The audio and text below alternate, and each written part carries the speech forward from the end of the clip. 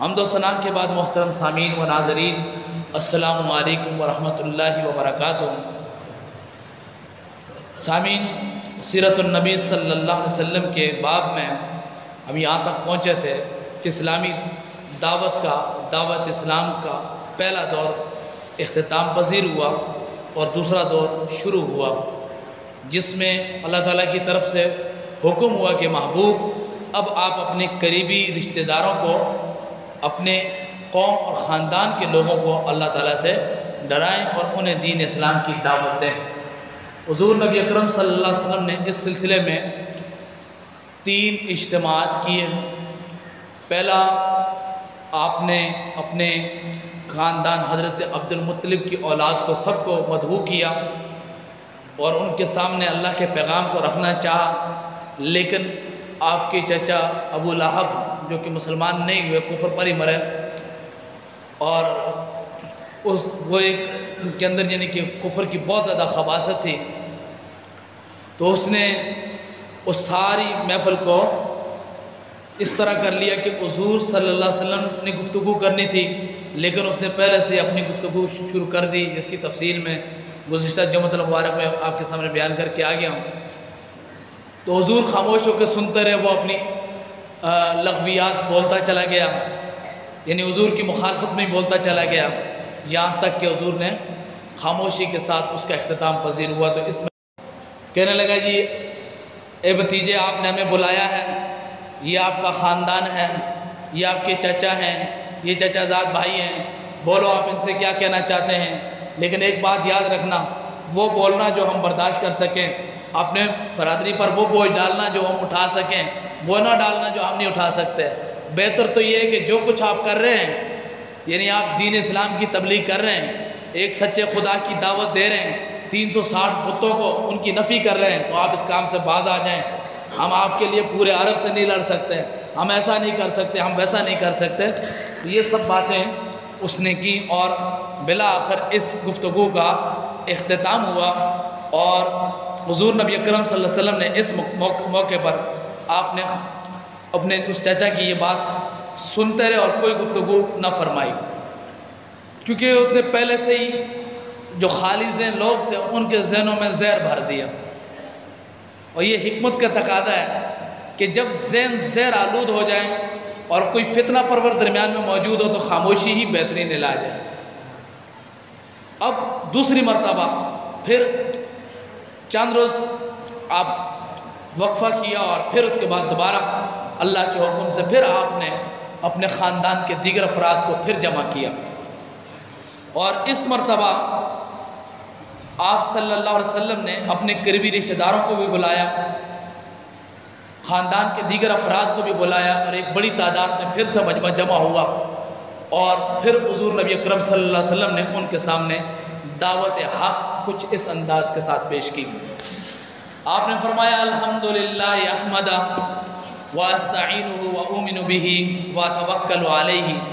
یہ رسول اللہ صلی اللہ علیہ وسلم کے مبارک الفاظ ہیں جو میں پڑھ کے ترجمہ کروں گا آپ کے سامنے، اور آپ نے ساری قوم کو جمع کر کے ان سے خطاب فرمایا الحمدللہ احمدہ، تمام تعریفیں اللہ کے لیے ہیں اور میں اس اللہ کی حمد بجا لاتا ہوں، اس کی تعریف کرتا ہوں، واستعینہ، اور اسی سے میں مدد طلب کرتا ہوں، واؤمن بہ، اور اس کی ذات پر میں ایمان رکھتا ہوں، واتوکل علیہ، اور میں اسی پر بھروسہ کرتا ہوں، واشہد، اور میں گواہی دیتا ہوں کہ اللہ الہ الا اللہ وحدہ لا شریک لہ، کہ اللہ کے سوا کوئی عبادت کے لائق نہیں ہے اور وہ اکیلا ہے، اس کا کوئی شریک نہیں ہے۔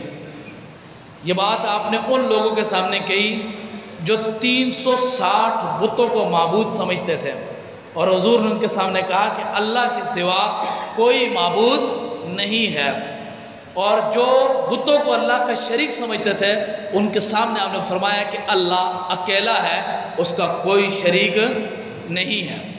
اس کے بعد آپ نے فرمایا ثم قال ان الرائد لا یکذب اہلہ، فرمایا کہ قافلے کا رہنما اپنے قافلے والوں سے کبھی جھوٹ نہیں بولتا، قافلے کا رہبر اپنے قافلے والوں سے کبھی جھوٹ نہیں بولتا. اور یہ ضروری ہوتا ہے کہ رہنما سچا ہو.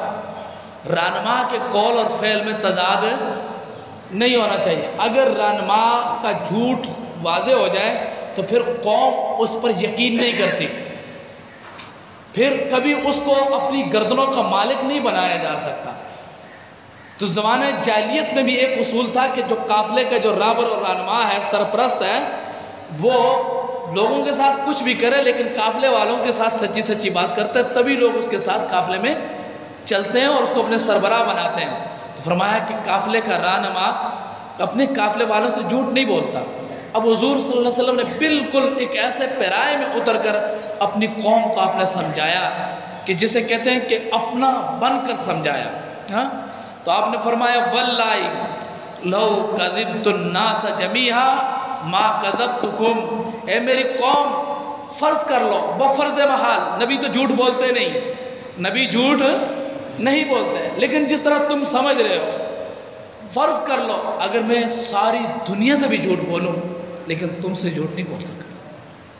میں ساری دنیا کو بھی دھوکہ دوں لیکن تمہیں دھوکہ نہیں دے سکتا. تم میری قوم ہو، میرا خاندان ہو، میری برادری ہو، تمہیں تم سے سچی بات کر رہا ہوں.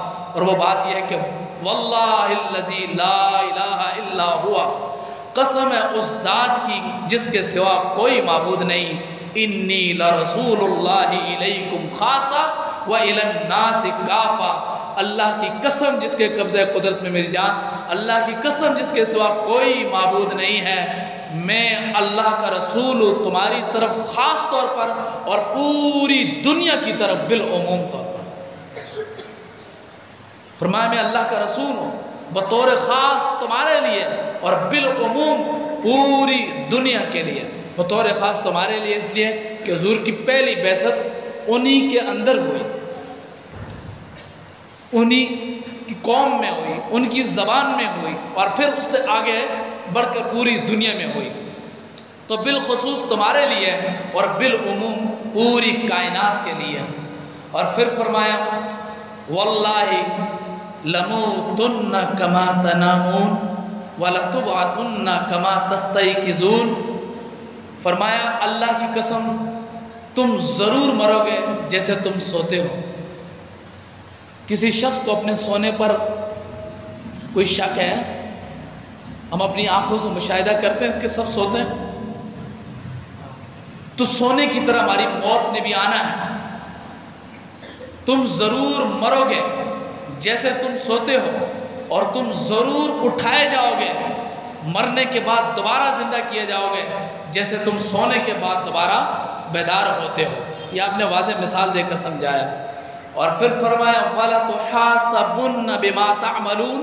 اور تمہارا حساب ہوگا، جو کچھ تم کرتے ہو اس سب کا حساب اللہ کی بارگاہ میں ہوگا، اس کا حساب دینا ہوگا. اور پھر کیا ہوگا؟ فرمایا وَلَتُجْزَوُنَّ بِالْإِحْسَانِ إِحْسَانًا وَبِالسُّوءِ سُوءًا.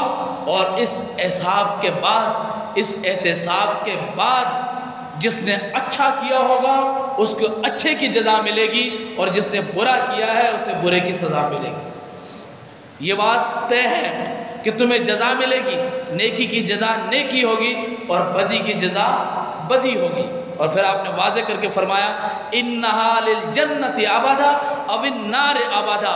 پھر اس کے بعد یا تو تم ہمیشہ ہمیشہ کے لیے جنت میں چلے جاؤ گے یا پھر ہمیشہ ہمیشہ کے لیے جہنم میں چلے جاؤ گے.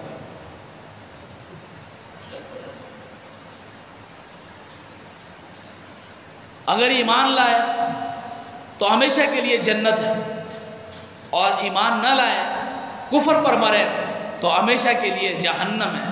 پھر فرمایا واللہ یا بنی عبد المطلب ما عالم شعبا جاء قومه بافضل مما جئتکم انی قد جئتکم بامر الدنیا والآخرہ.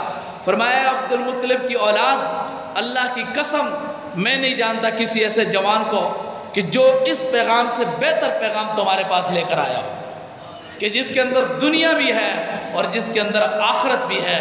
میں تمہارے پاس دنیا کی بھی بلائی لے کر آیا ہوں اور آخرت کی بھی بلائی لے کر آیا ہوں. یہ آپ صلی اللہ علیہ وسلم نے اپنی قوم سے خطاب فرمایا. اس کے بعد جو